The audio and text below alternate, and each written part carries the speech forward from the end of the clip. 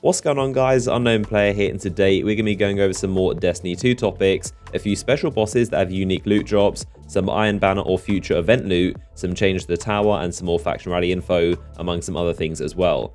So let's start off with these new bosses showing up during public events, and some super rare loot you can actually obtain from them. So like I covered in recent videos, during the Flashpoint, the location is going to have some new unique bosses show up that aren't anywhere else in the game. They're unique to the Flashpoint for that 1 week on that location. I mean, they're not crazy different bosses, they're pretty much variations of enemies we've already seen, just with massive health, and they're super aggressive.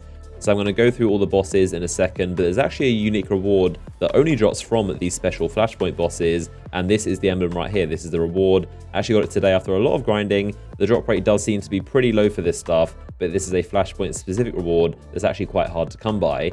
Now, this week, the Flashpoint is, of course, on IO. Now, one example of this new enemy is during a public event, and it's only the Cabal mining one in this Rupture area, as you can see here. So when you activate the heroic version by destroying the ship, shortly after the Valis is going to show up, and then shortly after that, a Taken guy is going to spawn, as you can see here, the Transformed Mind. And again, he's got quite a bit of health and is super aggressive. Now, another one of these special bosses is this guy, who doesn't spawn in public events, but he spawns randomly whenever he feels like it, again, in that same Rupture area of IO.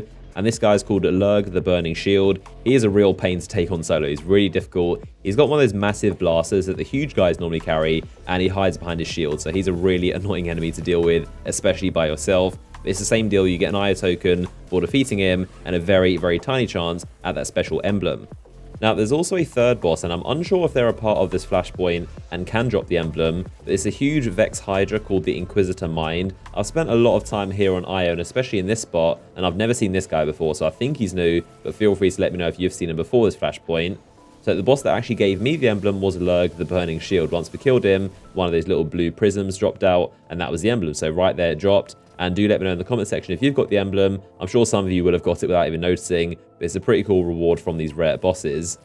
So next up, it seems there was a pretty weird random event reward added to the game with the update, and this is actually a ship, as you can see here. It's called Nothing Gold, and it's a legendary one. Now, it doesn't seem to obviously be related to Iron Banner, no logos all over it, but it was added with all the other Iron Banner awards that I talked about in my latest video, like the emblems, and on top of that, it is gold, like the typical Iron Banner style. It looks basically identical to the weapons we're going to be getting, so it's most likely this could be the Iron Banner ship. I've tried looking it up to see if anyone had this thing, but I couldn't find anything. It seems to be a myth, but it was added with all the other Iron Banner stuff, so it's safe to assume this could be the Iron Banner ship, or it could be related to some other future content going to be released soon. But it is a shame it's basically a reskin of all the other ones. There's nothing that special about it. The only thing that's mainly different is the pattern where the carbon fiber is, but something worth noting nonetheless.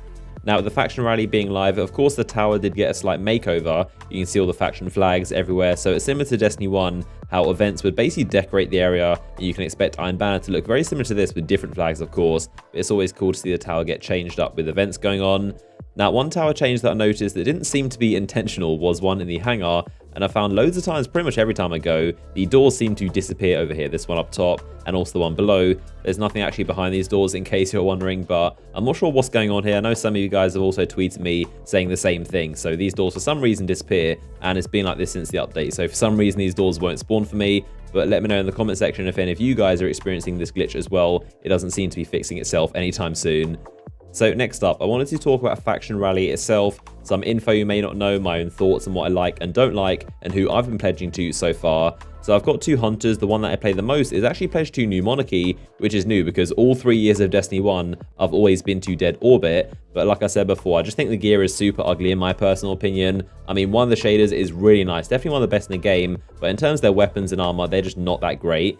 So the way that I've gone about it is what I'd also recommend to you guys if you're still yet to pick some. But in your main character, you should basically pick the faction with the armor sets that you like the most. For me, it's New Monarchy. I really like that gear set. And then the other hunter, I've got Future War Cult to get the weapons. And then on my Warlock, I'm going to go for Dead Orbit, because the main thing is they have shaders and weapons which don't matter what character you pledge them on.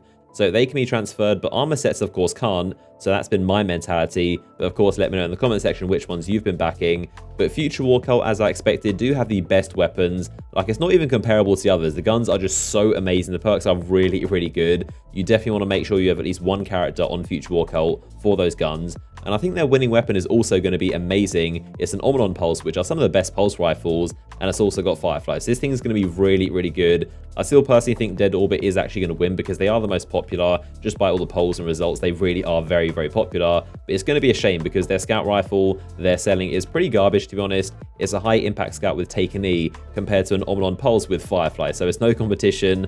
And even, to be honest, the New Monarchy sidearm is going to be really good too, possibly one of the best ones in the game. So like I've been saying, I genuinely do think that Bungie made Dead Orbit gear bad on purpose to kind of even the scales a bit, but it does make complete sense because they have the stats and they pretty much know that Dead Orbit would win by landslide, so I kind of can see why they'd make the other faction gear a little bit better. I mean, that's just my conspiracy, but I do think it's going to be a lot more even now the other factions have some really, really good gear for grabs.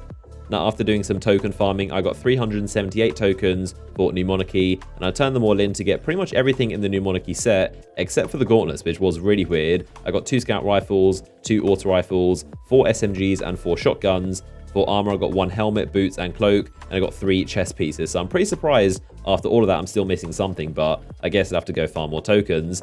Now, something pretty interesting, definitely worth bearing in mind while you're doing this farming or trying to get your tokens, is that there is a cap on how many tokens you can spend, which I don't really get why personally. You can only open up 30 engrams, which is the equivalent of 600 tokens. So after that, you're only going to get shaders from those packages. Unless you want that, it's pretty much pointless. And again, I'm not sure why that's a thing, but it is. Don't waste your time getting more than 600 tokens because the engrams are going to stop giving you rewards. So at that point, you should go to a different character on a different faction and start leveling up them instead, and hopefully not reach that 600 cap again. And also, as a really random fact, you can actually get exotics from these faction packages. Very, very rare. It's pretty much the same odds as getting one for an NPC, but you can actually get exotics from these New Monarchy, Dead Orbit, or Future Walkout packages, just a very small chance of them.